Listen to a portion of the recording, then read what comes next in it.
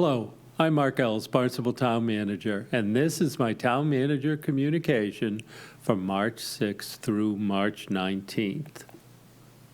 The Cape Cod Commission was created in 1990 by an act of the Massachusetts General Court and confirmed by a majority of Barnstable County voters to protect the region's unique natural, coastal, historical, cultural, and other values. The Cape Cod Commission is made up of 19 appointed members, including representatives from Barnstable County's 15 towns, one county commissioner, one Native American, one minority representative, and a governor's appointee. The towns are requested to appoint a representative to the Cape Cod Commission for a term of 3 years at a time. The appointment of such representation is the responsibility of the town manager on behalf of the town of Barnstable. All Cape Cod Commission members are citizen volunteers who receive and evaluate information from the Cape Cod Commission's professional staff, consider policies to guide the agency's activities, and make regulatory decisions about development proposals under the agency's jurisdiction. The next appointment of a 3-year term will commence on April 24th of 2024. After consultation with Town Council President, the Town Manager is encouraging residents who are registered voters that might be interested in serving the town of Barnstable in this volunteer capacity to submit a letter of interest to the Town Manager by April 5th, 2024 for consideration. Thank you. We're proceeding with the budget action calendar for FY25. Departments have prepared their FY 2025 proposed changes to fiscal year fees and submitted to the town manager for a public hearing that was held today, Tuesday, March 19th, 2024, via Zoom at 11 a.m. The proposed fees are posted on the town website, and comments will be accepted through April 19th, 2024. The FY25 proposed capital program and FY 2025 to 29 capital plan will be, or has been submitted to the Town Council and is available on the town's website for viewing. The Comprehensive Financial Advisory Committee has reviewed the proposed plan and has issued their report, which has also been delivered to the Town Council and is available on the website. Finance Director Mark Milne will provide an overview of the proposed FY25 CIP at the April 4th Town Council meeting, and the CFAC member, or I think a couple of the CFAC members, will provide an overview of their report. The school committee will hold a public hearing on the proposed FY25 school department operating budget at their March 20th meeting. A copy of the proposed budget is available on the school's website. The school committee is expected to vote on the proposed budget at their April 3rd meeting. And for more information on our fiscal year budgets, please view the town's open budget website. The town of Barnstable has received the audit report on its annual comprehensive financial report for the fiscal year ending June 30th, 2023. The auditors expressed a clean opinion on the financial statement, which can be found on pages 19 through 22 of that report. Highlights from the town financial statement include the town's assets exceed liability by over $420 million. The town's net position increased by $60 million. The town's governmental funds had a total balance of $192 million, of which $59 million was available for appropriation. General fund expenditures totaled $181 million, an increase of $8 million over the prior year. Long-term debt increased $3 million to a total of $117 million.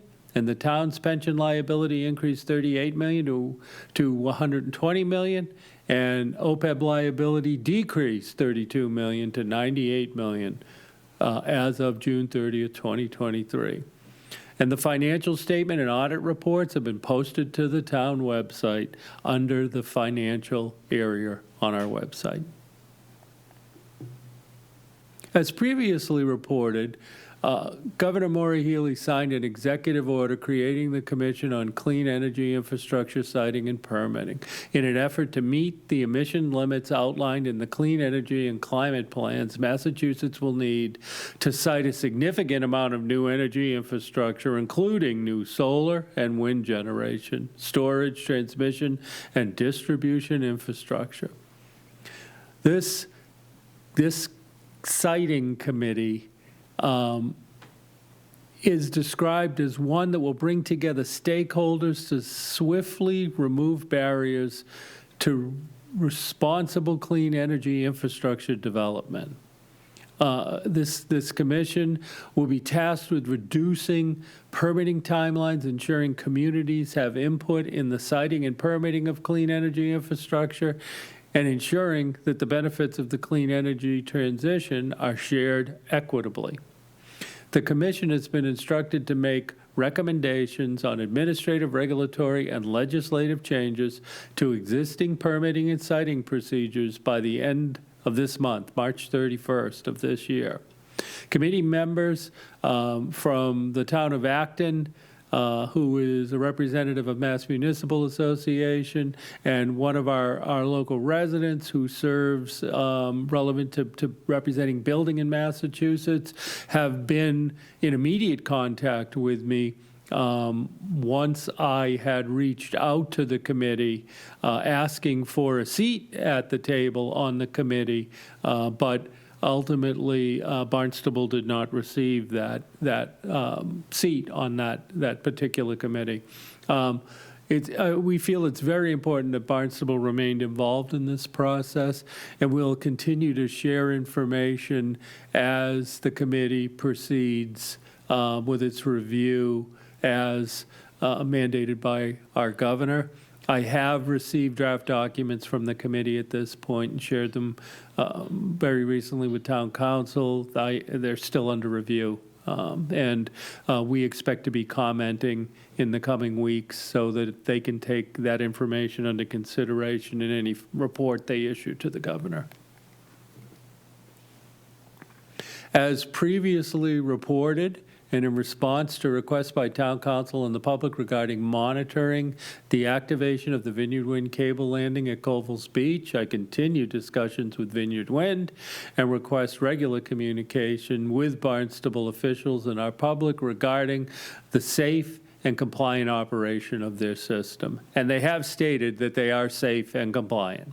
Vineyard Wind is developing informational signage to be installed at their site to illustrate location and other project information so that those who visit Colville's Beach may have access to such information. Informational signage will be installed this spring, prior to summer season. They're preparing a means of public access to information regarding issues of concern such as electromagnetic frequency, as well as other safety compliance aspects, so that the public will know that the system is functioning in a safe and compliant manner. Town of Barnstable also plans to retain an independent third-party expert to verify that these safety issues are as stated by Vineyard Wind, and we'll keep you advised as this matter progresses. On January 18, 2024, the Executive Committee of the Cape Cod and Islands Water Protection Fund Management Board voted to endorse a strategy for meeting the fund's financial needs. Upon further discussion with the state regarding the request that the fund relook at this strategy, the Executive Committee met on March 6 to discuss a potential funding approach that may allow the trust fund, the Cape and Islands Water Trust Fund, to achieve the targeted 25% principal subsidy level for eligible wastewater projects into the future. If you remember, I've been reporting that that 25% principal subsidy would end with 23 projects. We were looking at what we might receive for 24 projects, and it was speculated at 12%. And then thereafter, it was being speculated 9% to 12%. And so, but we had a targeted 25% principal subsidy, and that's what we've received from 20 through 23 on any eligible projects. Our finance director and our treasurer attended the March 6th meeting with me, and they shared their advice with the full committee relevant to the modifications to the financial approach that the committee will be taking relevant to achieving this 25% principal subsidy. That has moved out of the executive committee and was referred positively to the bylaws committee. We're going to have to modify the bylaws. That meeting is coming up this Friday, March 22nd, where we will review modification to the wording of the bylaws and regulations of the Cape and Islands Water Protection Trust Fund so that we can modify the funding approach and continue to achieve the 25% principal subsidy level into the foreseeable future. I'll keep you advised as this progresses. It will need to be positively voted out of bylaws and regulations, and then ultimately voted by the full board. Those meetings are open to the public. They start with bylaws at 10 a.m., and then we'll move into full board following the bylaws meeting. And we'll know after that whether we receive the necessary votes to modify as proposed. On March 18, 2024, the town of Barnstable received notice of eligibility for subsidy from the Cape and Islands Water Protection Trust Fund for qualified projects identified in the draft 2024 intended use plan for the Clean Water State Revolving Fund, which was dated December 27, 2023, and published by the Department of Environmental Protection.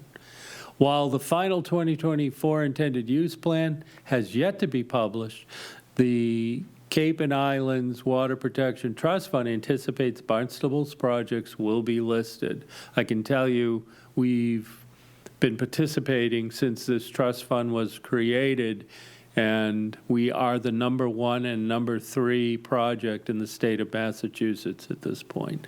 So we have a significant position relevant to the proposed projects that you're going to see coming up in the the FY25 capital improvement plan that will go before council starting the second meeting in April. So we are listed, and we did receive our letter stating that these will be eligible for whatever that subsidy amount is that the board ultimately votes for these 2024 eligible projects. Now, you also have to remember, this is in addition to other subsidies that we receive, so they stack on top of each other. We do receive other subsidies, both in low interest or no interest, potentially in some scenarios, and then a 3.3% principal subsidy under the Clean Water State Revolving Fund program. We'll keep you advised as we progress on this matter. At the Town Council meeting on March 7th, 2024, we conducted a workshop regarding private roads. The presentation included a brief history, a summary of private roads, and potential future action to be taken regarding taking of private roads. Town staff will proceed as follows, based on past and most recent direction from Town Council. First, we'll continue to bring batches of roadway easements for sewer installation on private roads in the continuing effort to secure state revolving fund eligibility for any and all sewer construction projects as outlined in the Town Council approved comprehensive wastewater management plan. Second, discuss with Town Council during the FY 2025 capital budget hearings whether to proceed with the use of special revenue funds created by state legislation in 2014 for sewer construction and private way maintenance and improvements, or to proceed with the layout and acceptance of private roads proposed in FY 2025 CIP, and once accepted, include in the public road town pavement management program. What does that second one mean? It means that right now we have the ability to use a specially created fund, originally for sewer and then expanded for certain private roads, to fund improvements on those certain private roads. There's 2 of those roads in the FY 25 budget. So you'll be hearing, you can see it if you look online. You'll be hearing about it during hearing discussions, either late April or the beginning of May. Or we can, with the direction of the council, not utilize that particular funding source, but proceed with the layout and acceptance of these and other roads that fall into similar categories. There's 44 of them. If you want to go back and look at the presentation I did during the workshop, you can certainly do that, and it goes into more detail. But we would progressively bring these in rather than using this funding source. And we would begin to move these, once accepted as public roads, into our pavement management program. And they would be maintained the same as all other public roads in town. Third, proceed with conducting a pavement conditions assessment of public and private roads to better understand the financial implications of taking private roads and adding said roads into our public road inventory. Right now, we don't have good base information relevant to private roads. Fourth, notify the town council when and if a new road is being proposed in Barnstable so that a further discussion can occur regarding whether that particular road should be accepted as a public road. And then finally, conduct another private roads workshop with our town council following the budget hearings to further discuss details and impacts of implementing a taking of private roads policy. Town manager's office, legal office, and DPW will continue to compile needs information to advance this discussion with our town council. That concludes my town manager's update. And at this time, I'll ask Kelly Colby, our communications manager for the Public Works Department, to provide an update on water resource management planning, including our comprehensive wastewater management plan. Good afternoon. Kelly Colby with the Department of Public Works, and I will be providing our water resources management update. First, we'll take a look at active sewer construction as part of our comprehensive wastewater management plan, beginning with the Strawberry Hill Road Sewer Expansion Project. As previously reported, we are working through the project punch list and closeout. During inspection and testing of the project route, we did find a repair was needed to the pipe entering the Strawberry Hill Road pump station. We are currently working to schedule and coordinate that activity, which will all occur on site at the pump station. We then plan to proceed with our anticipated first connections this coming spring, which will include various portions of the project route listed below. That does bring us to the discussion of final restoration. As you likely remember, Vineyard Wind owns final restoration of their project route, including the Strawberry Hill Road sewer expansion route, as part of the host community agreement. Last fall, they began paving the roadways shown in green in the image on your left, the left hand of your screen, which is the majority of the project route. However, there are some remaining roadways that need to be restored, which includes Waquaket Lane, Strawberry Hill Road from Route 28 to Pine Street, and the intersections of Route 28 and Strawberry Hill Road, as well as West Main Street and Strawberry Hill Road. Lawrence Lynch is the contractor for Vineyard Wind's paving operations, and they intend to begin paving as early as this coming Monday, March 25th. This will be a multi-week effort, which includes milling down of the roadways, leveling, paving, and structure adjustments. Traffic management plans are in review with DPW leadership and the Barnstable Police Department, and we continue to host our weekly traffic coordination meetings with key stakeholders, including the school bus system, USPS, Barnstable PD, and the fire departments. Now, it's important to note that this will be a rolling operation, so traffic management will be fluid. There will be some necessary detours, which we will report to the public in our traditional forums, such as a media release, social media, and My Barnstable mobile app notifications. Next, we'll take a look at the Route 28 East Sewer Expansion Project. Since we reported last, sewer construction has been completed for this project. That includes all of the sewers that were remaining on Finney's Lane as well as West Main Street. We are now in the testing phase. Testing and inspection is occurring along the project route and will be ongoing. And we do anticipate some drainage work on Finney's Lane in the coming weeks. We are doing, as we did with the Strawberry Hill Road project, developing a project punch list that will ultimately get us to project closeout. Paving restoration for these disturbed roadways is anticipated to start in late spring ahead of the summer season. Sewer connections for this project are anticipated to be available by the end of this calendar year. So we'll have the Strawberry Hill Road portion of sewer connections that will begin this coming spring, and then following that, by the end of the calendar year, we'll begin notifying folks as part of the Route 28 East project that they will be connecting as well. And then looking at the Finney's Lane pump station, we anticipate that project wrapping up by spring. We are really in the final stages right now with the asphalt driveway to the building being completed this month. Next, we'll look at the Centerville Village Sewer Expansion Project. So the appropriation for sewer construction funds for the northern phase was approved at the previous town council meeting on March 7th. As a reminder, this northern phase is being expedited and includes a portion of Route 28 from Finney's Lane to Old Stage Road, as well as the Mothers Park pump station. We are continuing to work towards final design, as well as efforts to site pump stations and any related associated easements.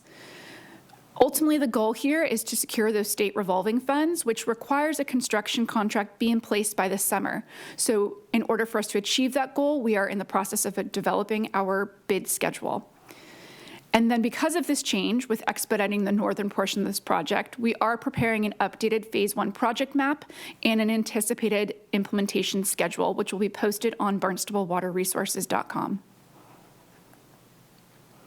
That does bring us to the additional sewer expansion projects in design. Since our last report, we really are status quo in terms of working through design for a number of projects. We have the Route 28 West, Finney's Lane neighborhoods, Great Marsh Road neighborhoods, the Long Pond area and Long Beach Road projects, all working through preliminary design. Then we also have the Old Yarmouth Road project, where our survey is complete and design is ongoing. And the Old Craigville Road project, again, where survey is ongoing and we work through preliminary design. And then, of course, Centerville Village South. So this will be the southern portion, or the southern phase of the Centerville Village project. We continue to advance that design in tandem with the northern phase, and we will be developing a construction schedule in the near future.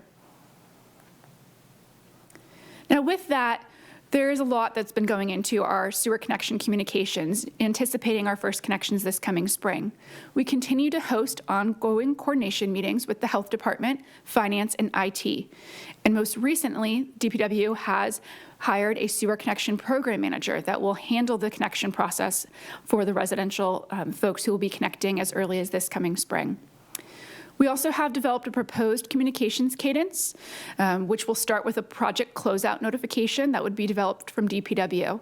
We anticipate this notification can go out as early as the next few weeks, within the next month or so. And this would be for those folks along the targeted portions of the Strawberry Hill Road project that can expect first connections to be coming this spring. And that notification will ultimately notify the property owners that, yes, the project is near completion, we're working through that project closeout, and also provide them with a basic schedule, for lack of better words, of what they can expect for future communications. The next communication, once sewer is available and active, would be that notification from the Health Department. This would include the Board of Health's 6-month sewer connection policy and a bridged version of our sewer connection guide, which will specifically focus on the connection process and financial resources. The full sewer connection guide, which is in its final stages of design, will be available in print at various town building locations and available to download via barnstablewaterresources.com. Following that notification from the Health Department regarding sewer eligibility, the sewer assessment notification would then come from the Treasurer's Office. So as folks are preparing for their connections, especially those on the Strawberry Hill Road project, we felt it's important that we give them a real clear path to what communication is going to look like moving forward. We've certainly been getting a lot of questions. Folks are aware that sewer connection is coming in short order here. So with that, we've also expanded our outreach meetings. There are a number of meetings coming up, the first being basically a 101 on Barnstable's sewer expansion plan, which will be hosted on Tuesday, March 26th at 1:30 p.m. at the Barnstable Adult Community Center. This is part of regular programming that we've been hosting in collaboration with the BACC. Additionally, we have a special session that we've been invited to speak at on Thursday, April 11th at 9:30 at the Doubletree Hyannis. This is a organization that is really working specifically with the Cape Cod retirement living community. It's hosted by a local realtor, and we'll be providing a CWMP workshop and sewer connection overview. And then we will also be hosting another session at the Barnstable Adult Community Session on June 4th at 1:30 p.m. And this will be specifically dedicated to reviewing the Barnstable Sewer Connection Handbook. And we will have printed hard copies of the handbook and sewer connection guide available to folks who attend that session. So a lot of information coming out from both DPW and the Health Department and our Finance Department over the next couple of months as we prepare folks for the sewer connection process. And related to that, I did want to take the opportunity to touch upon financial support. This is another very important question we get asked often at DPW and during our public outreach meetings. And it's, where do I go to find more information about financial resources to help with sewer connection? And you've heard Director Mark Milne speak of this often. The Cape Cod Aqua Fund really is the premier resource for funding and financial support. They can offer low-interest betterment loans for the cost of repairing or replacing failed septic systems, upgrading to alternative septic systems, as well as connecting to municipal sewers. And the Cape Cod Aqua Fund does offer 0%, 2%, 4%, and 5% interest betterment loans. And at this time, only new sewer connections, so again, think folks along the Strawberry Hill Road project route, Route 28 East, you are the ones who would be potentially eligible for those 0% and 2% interest loans. That's for new sewer connections. The program is well capitalized here at Barnstable County, and we actually have a very great ongoing dialogue with the team running the Cape Cod Aqua Fund. We've recently been asked to participate in a survey to help with forecasting new sewer connections, and any additional information can be found on Barnstable Water Resources or by directly contacting the Cape Cod Aqua Fund via the contact information provided. And I also want to touch upon the Massachusetts tax relief bill. Full information is posted on Barnstable Water Resources website as well, but to give you a very high-level look, there is the Title V septic tax credit. This tax credit triples the maximum credit up to $18,000 for full-time primary residents. And it's for qualified expenses such as an upgraded system, an alternative system, a shared system, or again, as above, for those new sewer connections. So two really great resources where you can learn more on barnstablewaterresources.com. And we hope to provide continued education on these financial resources through all of our outreach meetings. Next, we're going to shift over to our pump station rehabilitation program in the 720 Main Street Pump Station Replacement Project. So you may have remembered from previous reports that this is part of that rehabilitation program that we have in town to address our sewer pump stations. And specifically, this project addresses capacity concerns within the town's growth incentive zone, as well as replaces aging infrastructure. So we're taking what was the 720 Main Street and relocating and rebuilding at the 725 Main Street location. This is a wet pit, dry pit style pump station with the single-story concrete masonry walls, cedar shake veneer, and asphalt shingle roof. There is much work going on at that site, as you likely have seen if you've driven down that area. But the best news really is that pile driving, that more intrusive pile driving that was needed to support excavation is complete. So we've now moved on to the actual excavation of the foundation of the building, and those on-site work hours continue to be 7 a.m. to 4 p.m. And then again, there is an in-road sewer construction portion to this project as well. We are still performing that in-road work within what we're calling Section 1, which is essentially the 725 Main Street location to about Potter Avenue. We're actually approaching Potter Avenue this week, which means we will be moving into the next section of in-road sewer installation, which will bring sewer from Potter Avenue to Newton Street. Throughout both of these sections of in-road work, we continue to implement a single direction detour of westbound traffic from Stevens Street to the West End Rotary. And the in-road work hours remain 8:30 to 5 p.m. We do anticipate and will have road work concluding for the season prior to Memorial Day, so we'll have those roads buttoned up before the summer season. However, although in-road work will be pausing, it's important to just note that the on-site construction within the pump station site will continue through the summer. And as a refresher, a look at the 725 Main Street pump station. This is looking from South Street, or looking south from Main Street, to give you an idea of the aesthetic. Obviously, the design is really meant to blend in with the character of the area there and the environment. Now we'll look at the water pollution control facility. Nothing really substantial in terms of updates since our last report. We do expect substantial project completion to be reached by the end of this month for the solids processing facility upgrades. Like many of our projects, we're working through that final punch list, crossing all of our T's, dotting all of our I's. And then looking at the nitrogen removal and headworks improvements program, we are reviewing our MBR bid applicants, and we're continuing to advance towards final design based off of the basis of design report that we have received and which is in review. And we do anticipate construction to start in the fall of 2025. With effluent disposal, we continue to host engaging monthly meetings with Mass DEP leadership, and we are working through the analysis of our various disposal alternatives with our consultant, CDM Smith. Lastly, water quality. There's a lot of work going on in the water quality space, specifically with our stormwater improvements. With the APCC Boat Ramps Stormwater Improvement Project at Shubal Pond has reached a new milestone. They will be hosting a Zoom virtual public meeting on Tuesday, March 26th at 2 p.m. This public meeting will review 25% design plans as well as answer any questions from the public.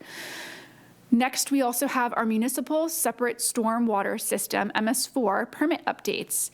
There's a couple of things here in regards to updates with this program. The first being the seasonal campaign that has kicked off to remind residents of lawn care best practices.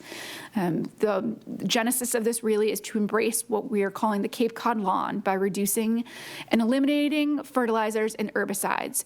For more information, you can certainly visit the town's e-code where you can learn about fertilizer policies, as well as learn more about educational resources such as rain gardens and yard waste disposal via stormwater.capecodcommission.org. There will also be a public hearing on the town's proposed stormwater management and illicit discharge ordinance. This is anticipated to take place at the April 4th Town Council meeting, and there will be a first read, I believe, coming up at this coming Town Council with more information.